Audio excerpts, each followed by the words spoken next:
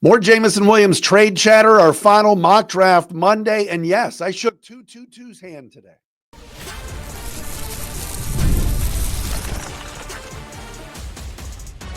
You are Locked On Lions, your daily Detroit Lions podcast. Part of the Locked On Podcast Network, your team every day.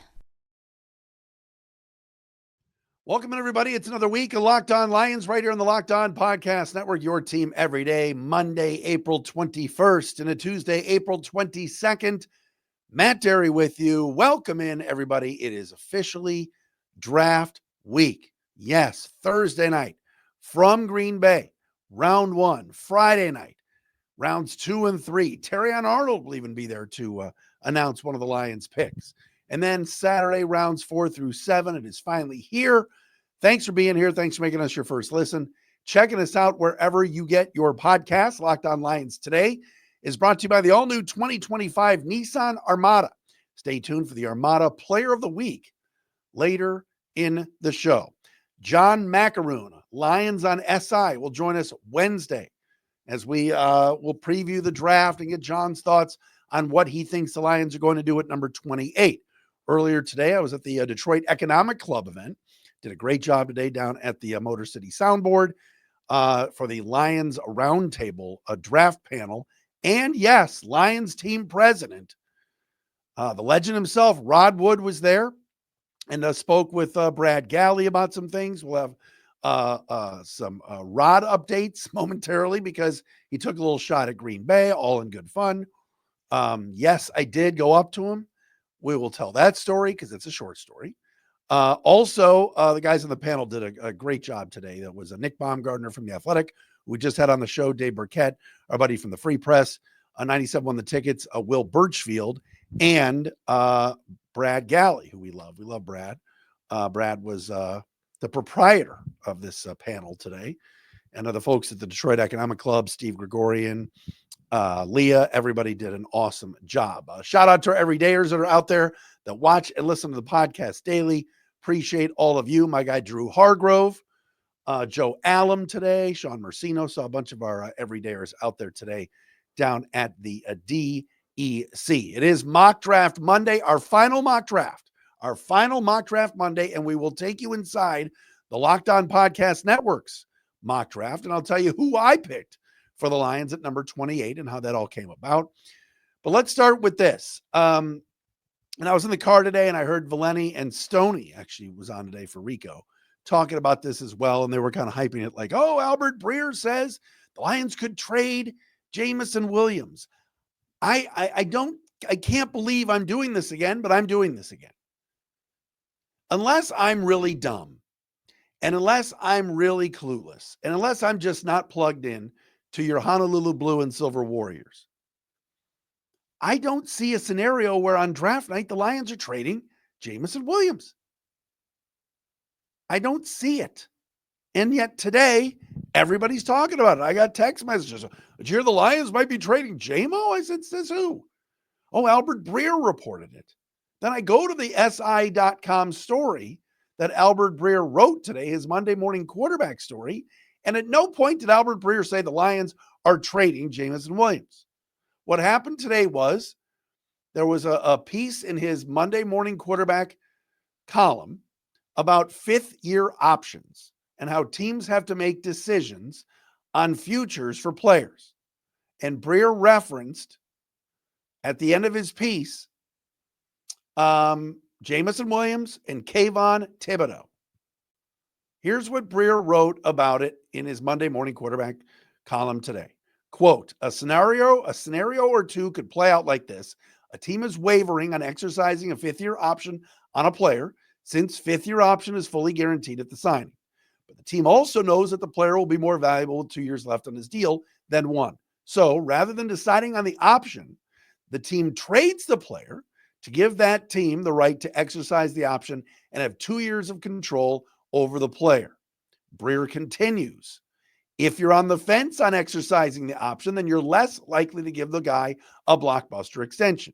So you have to consider moving him simply because being willing to consider exercising it means he'll likely have value to someone else.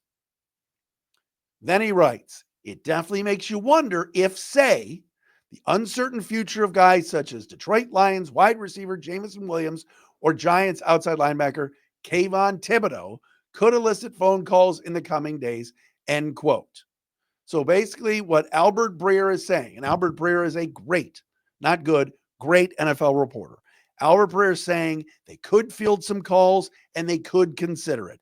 At no point, let me shout this to the rooftops, everybody. Albert Breer is not reporting that the Detroit Lions are trading Jameson Williams, period.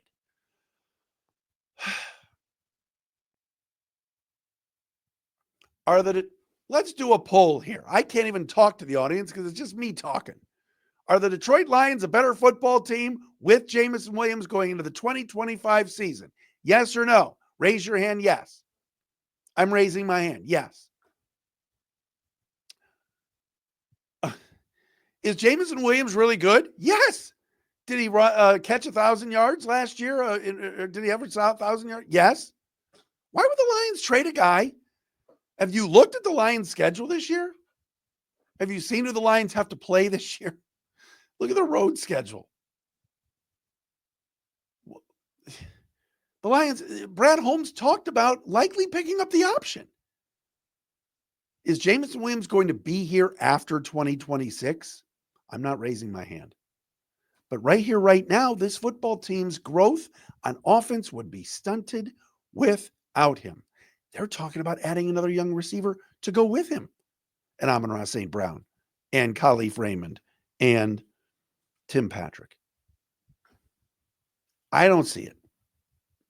Could they trade him? Could they consider it because of his fifth-year option? Could they pick up the phone? Of course they could. Could is a lot more vague than will. Today I went to the Detroit Economic Club Lions draft event, and Rod Wood spoke, and Brad Galley, and Nick Baumgartner, and Dave Burkett, and Will Birchfield. At no point in the 1 hour discussion did anybody discuss Jameson Williams being traded. Dave Burkett is down there at Allen Park at 222 Rod Wood Drive every day. Birchfield's pretty plugged in. Baumgartner, awesome. Rod Wood did talk about extending players. He referenced Kirby Joseph. Did he reference Jamo? No. Does that mean the Lions are trading him? No. Why would they do that? They could still trade him next year. Heck, they could trade him at the deadline this year if things are not going well. Does Jamo have some warts? Yes.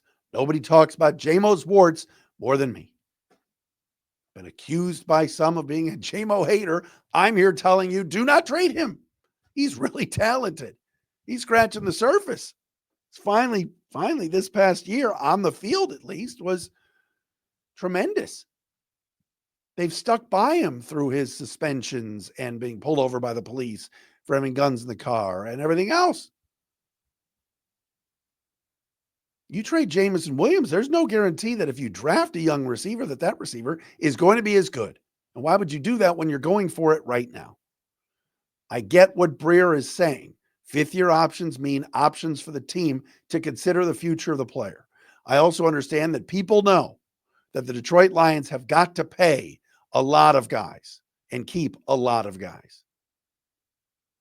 Start with Aiden Hutchinson. Then you got Kirby Joseph after this year. Eventually, you're going to have to pay Brian Branch. You're going to have to pay Sam Laporta. You're going to have to pay Jahmyr Gibbs. You're going to have to pay Frank Ragnow again. What about Jack Campbell? There's a lot of good young talent on this team. And Jamo. I don't think Jameson Williams is going to get paid by the Lions, but I don't think he's going to be traded this year either. So just because Albert Breer puts that out there doesn't mean Albert Breer is reporting and it gets spun on the Twitter machine and Blue Sky and Instagram. Oh, did you see Albert Breer said the Lions are... No, he did not say that. He threw out a fifth-year option scenario. I mean, this Tribe Called Quest said, here we go, yo. So what's the scenario? It's a scenario. It's not a Breer reports Lions trading Jamo. No. By the way, if you want to be our call of the day tomorrow, go to speakpipe.com/Dery podcast page. You can be on the show. Leave us a voicemail for call of the day. I want to dive in deeper to the Detroit Economic Club event today that was held down at Motor City Casino. Yes, Rod Wood took a little bit of a shot in jest and having some fun, well, as fun as Rod can be, at the Green Bay Packers. We will tell you about that little doozy coming up next, right here on Locked On Lions, right here on the Locked On Podcast Network, your team every day.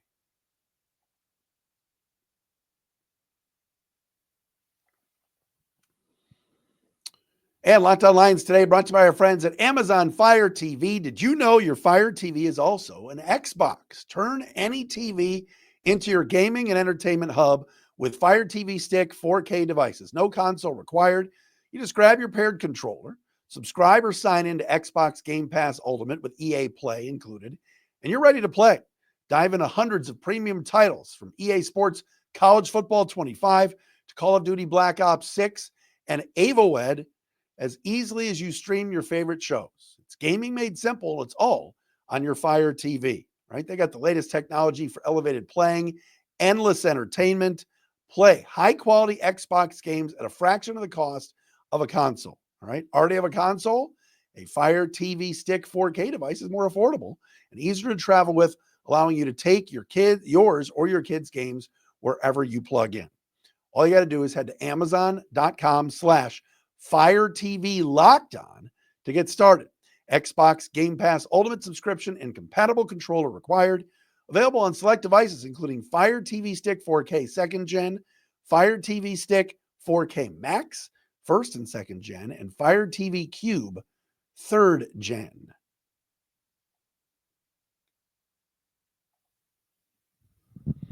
Hope everybody had a great Easter weekend and you celebrated with friends and family. Matt Dery back with you. It is a Monday edition of Locked On Lions, our final mock draft Monday. That is because this coming Thursday night from beautiful, plush Ashwaubenon, Wisconsin, you will have the 2025 NFL Draft. Lions, of course, are picking 28th in the first round, at least for now. Remember last year they were picking 29th and moved up a few spots to go get Terrion Arnold. All right, today was the day. Yours truly got a late invite to the Detroit Economic Club luncheon featuring the Lions Draft Roundtable and team president, Rod Wood. Let's just get this out of the way. I did go up to Rod Wood today. I was in this VIP room. Shout out to Leah Nasita. I was in this VIP room for a little bit. I saw my boy Nick Baumgardner, saw Dave Burkett, saw Brad Galley and his dad, Larry Galley, Marty Dobeck, a lot of great people there. Said hello to Will Birchfield as well. First time I had met Will, really nice guy. Couldn't get to Rod. Rod had some security around him. So then Rod spoke today and did a Q&A with Brad Galley. I'm going to tell you about what Rod said about Green Bay in a second. But as he was walking out, I was on the right-hand side elevated up in the sort of the rafters sort of area or second level. Rod walked out. He had a guy in front of him and a guy behind him. I don't know if that's security guards or media relations people. They weren't PR media relations people that I know, but regardless, I followed him out. I wanted to say hello, introduce myself, and see if he could come on the show. I got as far as Matt Dery, Locked On Lions, shook his hand, and that was about it. He was pretty much whisked away by security. So yes, today, yours truly got to shake hands with 222. I will work on getting him on the show. But this was, one of his security dudes was looking at me like I'm crazy following him out. But that was my chance to say hello. So that's an uneventful story, but it is what it is. Anyway, Rod did speak with Brad Galley, and they were talking about bringing the draft back to Detroit after what was such a successful jaunt last year downtown in Detroit. And it was awesome. And we did a great job. And Detroit Economic Club had a hand in it and all of that. So when they were talking about the draft being in Green Bay this year, Rod got a little smarmy and said, quote, trying to get to the NFL to consider bringing it back to Detroit because I don't think they'll ever top it. There's no way Green Bay will come close. They'll finish second, or as I said to Brad the other day, they'll finish third like they did last year. Woo-hoo, end quote. Rod taking a little jab at the Packers. Crowd liked it. It was funny. Rod's a little smarmy. And Rod's definitely a little confident, too. When you're the president of the Lions and the team goes, as Rod pointed out, from 10-1 to start the first year, 3 wins to 9 wins to 12 wins to 15 wins. You get a little confident. You get a little broad shoulders. So Rod taking a little shot at Green Bay, but he's right. There's no way the Packers are going to have the kind of attendance and crowd, size than what happened in Detroit. And I don't do the whole crowd size thing. I saw it with my own eyes. I was down there last year. Detroit showed out. You, the fans, did a great job. And Rod wanted to take a little shot at the Packers, and it was successful. And now it's all over the internet. It's on the free website, and I'm sure Peter Bukowski on Locked On Packers will talk about it too. Little jab at Green Bay for finishing third in the division, and as Rod thinks, will finish third in the attendance for the draft. But I guess Green Bay has the draft this year. Pittsburgh has it next year, and there's no reason why it should not come back to Detroit sooner rather than later. Those crowds were incredible. The energy was great. It was perfect down there at Campus Martius.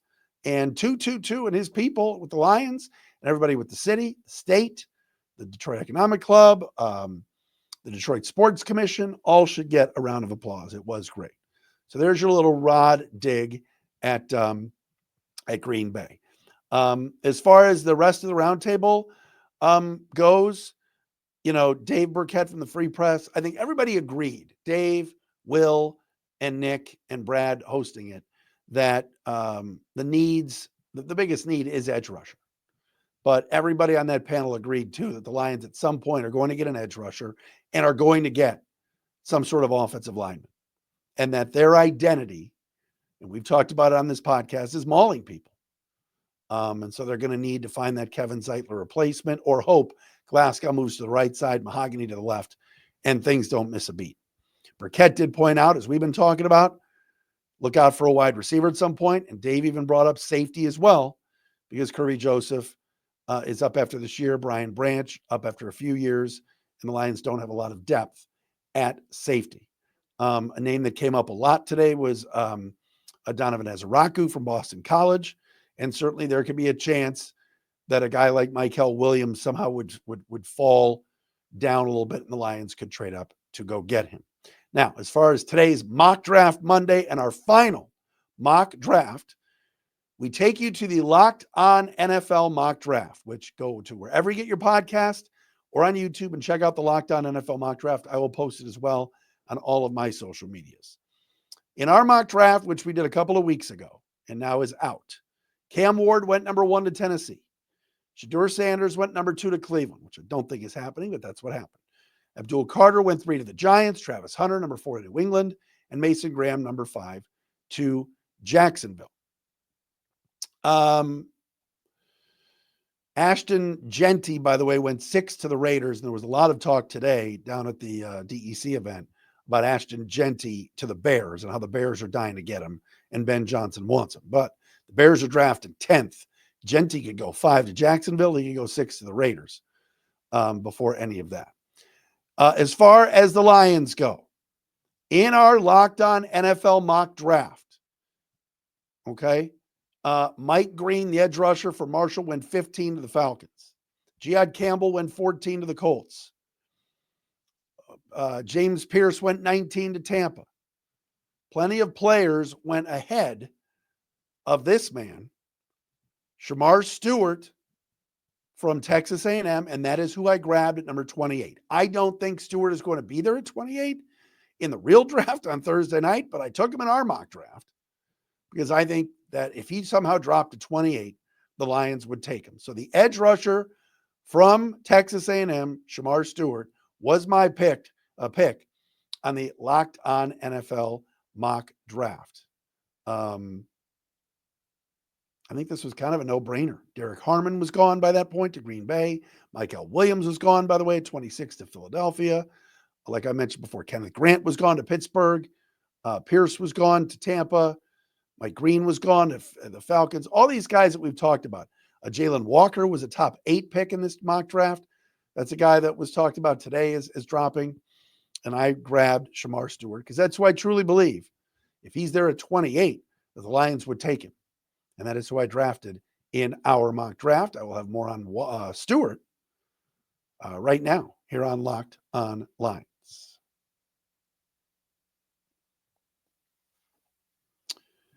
And Locked on Lions today brought to you by our friends at Nissan, and it's the Armada Player of the Week brought to you by Nissan. And the all-new 2025 Nissan Armada. Each week, we've been taking a look at our draft prospects to pick one guy that stands apart, the guy we believe showcased the strength and power needed to push the Lions forward as we look ahead to next season. This week's Armada and clear-cut Player of the Week, as I mentioned before, Shemar Stewart, edge rusher from Texas A&M. Why am I picking him? Number one, he was there. Number two, he fits what Brad Holmes and the staff and the scouting staff love, and that is RAS, R-A-S. His scores are high. His body is chiseled. He can play inside. He can play outside. He's a specimen. And his real athletic score, RAS, is very similar to Myles Garrett's. You know how good Myles Garrett is. Heavy duty, rugged, just like the Nissan Armada. Dream big and go big with Shemar Stewart. When it comes to Nissan Armada, they say go forth and conquer. That's exactly why I think Stewart can do it right here in Detroit. It's clear that our Player of the Week is out here ready to conquer the road ahead with confidence. You can as well in the all-new Nissan Armada or any of their outstanding vehicles. Take the Nissan Armada, Rogue, or Pathfinder and go find your next big adventure. Shop NissanUSA.com.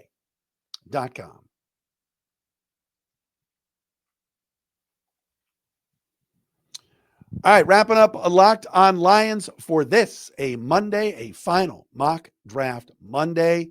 I saw something today that I was excited about, very excited about. I don't think this is going to happen per se. It's possible. You never know.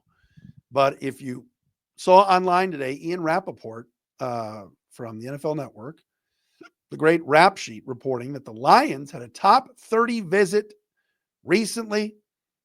And one was one of the last teams to meet with Arizona State running back Cam Skattebo. Who watched Skattebo last year in the college football playoff at Arizona State? This dude was an absolute wrecking ball, catching passes out of the backfield, running people over.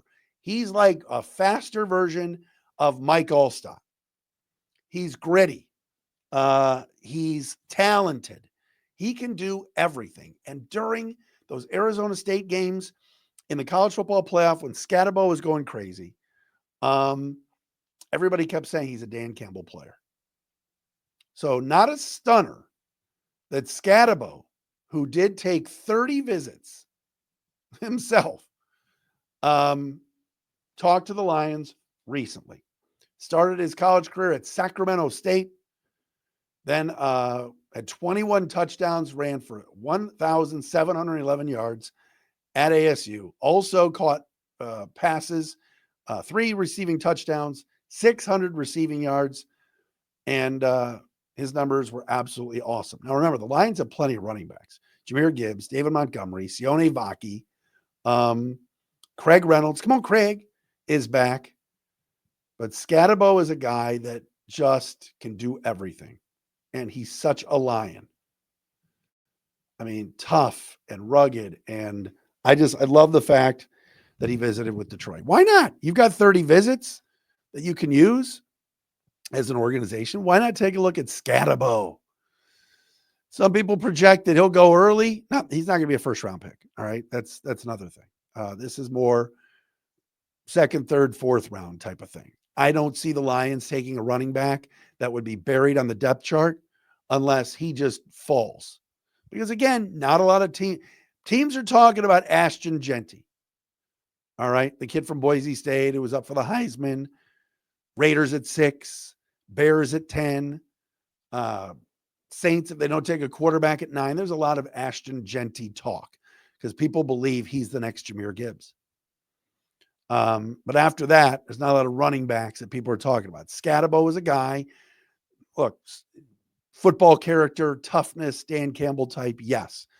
NFL scouts are reportedly worried about his speed at this level, But man, all he does is make plays. And he was so much fun to watch during the playoff where people got a chance to see Arizona State really for the first time. And Skattebo did a great job. So a lot to get to tomorrow, a lot to preview on Wednesday. Then Thursday night, the minute the Lions select, whether that's 28, whether they move up, whatever it is, we will come on with a fresh episode of Locked On Lions, and we'll likely do one as well Friday night after rounds 2 and 3. John Macaroon will join us from Lions on SI as well on Wednesday. It's finally here. Draft season is upon us. This used to be a lot bigger of a deal for Detroit when they were horrible and the Lions were brutal because they were drafting in the top 2, top 10, whatever. Now picking 28th means they have a really good football team. By the way, Rod Wood said today they're expecting to play a lot of primetime games this year. A lot. Wood said today that the Lions game with the Vikings was the highest rated Sunday night game on NBC in 20 years. Week 18. That's pretty impressive. So he said if you're a fan of the 1 o'clock games, don't expect a ton of those, especially when you got to play road games like in Philly and Baltimore and Kansas City. Those are going to be prime time affairs for the Lions. All right, that'll do it for us on this Monday edition. Thank you, everybody, for making us your first listen, checking us out wherever you get your podcasts. Subscribe and watch us as well on our Locked On Lions YouTube channel. And we'll do a call of the day tomorrow. So if you want to be our call of the day, call in and leave a voicemail at speakpipe.com/Dery, Dery podcast page. We're back again tomorrow for another fresh episode of Locked On Lions.